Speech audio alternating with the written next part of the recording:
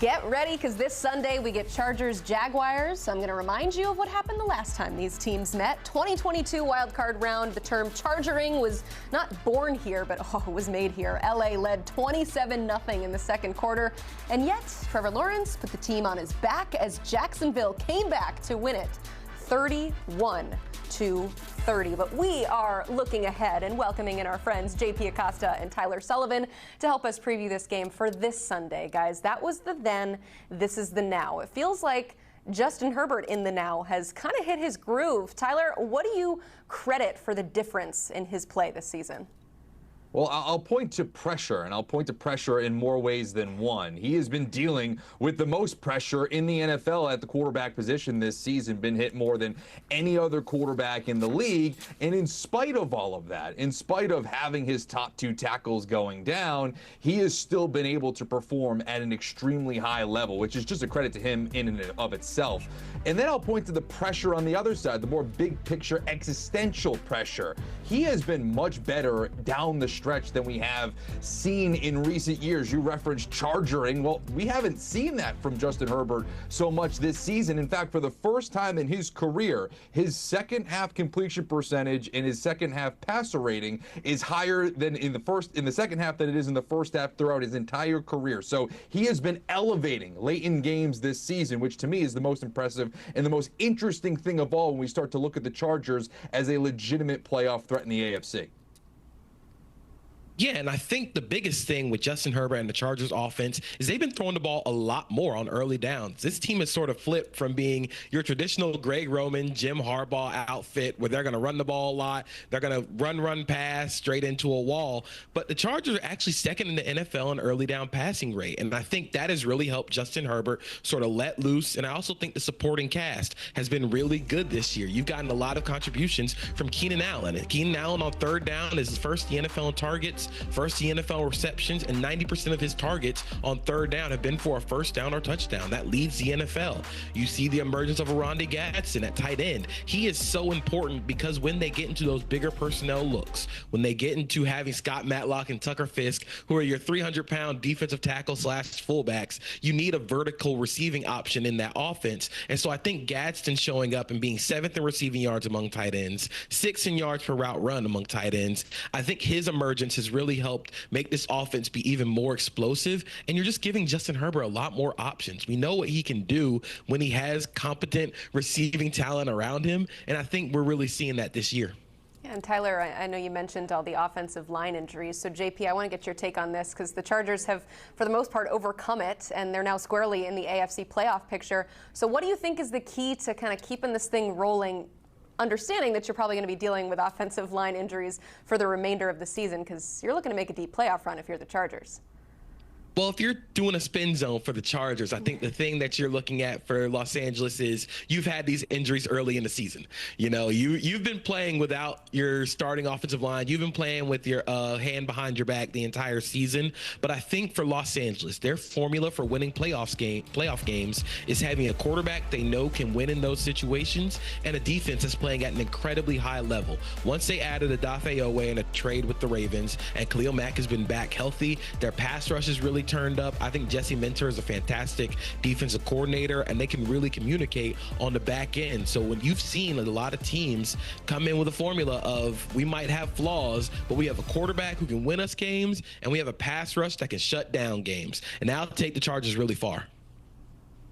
Yeah, and I think if we look at the protection there for Justin Herbert, obviously that needs to be paramount. This is someone that I referenced earlier. He's been hit more than any quarterback, pressured more than any quarterback in the NFL, and specifically he's tied for the NFL lead in most hits when throwing the football, which is always a little bit scary there. That's when the injuries start to happen. So they need to have the protection a little bit more ramped up, obviously dealing with all those injuries that you referenced. And I'm also looking for a guy like a Marion Hampton to come back, their first-round pick out of the backfield over the next few weeks. Reports are that he could come back after their bye week. And if he starts to give them even more of an explosiveness out of the backfield in the running game, that's in turn going to help the protection out in the passing game, keep defenses a little bit more honest. So I would look to the running game there as well. Yeah, Justin Herbert is third in the NFL for the most sacks taken, but he's playing the Jags, who are tied for last in sacks. So maybe he'll get a little bit of a reprieve on Sunday. But let's go to the other side of things for the Jags. Obviously, a deflating loss last week in the division. So, JP, I know you're paying very close attention to the Jaguars. What has been the biggest issue for this Jacksonville team that's really holding them back? This Jaguars team is the most inconsistent team in the NFL. It feels like every time you watch them, it's like watching Tom and Jerry when Tom would step on the rake and then turn around and step on another rake, and you just continue to step on rakes until you just get tired of it. They lead the NFL in drops. They lead the NFL in drop rate. That has been the biggest problem for them in this season offensively. You can't get anything going momentum-wise if you're going to drop a lot of passes. They also are the most penalized offense in the NFL. They've lost the second most EPA due to penalties this season. They have continued to shoot themselves in the foot when it comes to playing on offense, and it's really hard to get into a flow. It's really hard to constantly have consistent, successful offense when you're always in 2nd and 15 or 2nd and 10 or 2nd and 20 due to holdings, penalties, and drops. So if they're going to try and hold on to that final wild card spot, if they're going to try and make any noise in the AFC when it comes to the playoff picture, they have got to iron out the consistency when it comes to drops and penalties. Yeah, JP's 100% right. I look at the offense, and I look at a guy like Trevor Lawrence, who, yes, he's been dealing with a lot of drops from his wide receivers, but this is someone who's at the bottom or near the bottom in the NFL in a lot of key categories, whether it's completion percentage, you talk about touchdown interception ratio. It just hasn't been as prolific as you would want it to be through the air. Now, he's had a couple of games here now where he's been able to tally 2 touchdown games on the ground, but we haven't really seen a complete Trevor Lawrence when it's complementing the run, complementing it with the pass, and a lot of that also has to do with his former first-round pick in Brian Thomas Jr. Obviously missed last week due to injury, but he is someone that hasn't taken that year 2 leap that we hoped that he would have, and we talk about him in the conversation of the latest LSU wide receiver to take the league by storm. It just hasn't happened. You look at the numbers going from year 1 to year 2 across the board, they've decreased. He's had 0 100-yard receiving games, and that's what's been lacking here, right? That explosiveness, that true threat at the wide receiver spot. It's why you saw them go to the trade deadline and acquire somebody like Jacoby Myers. They just need bodies at this point that can help them contribute, and so far it just hasn't happened.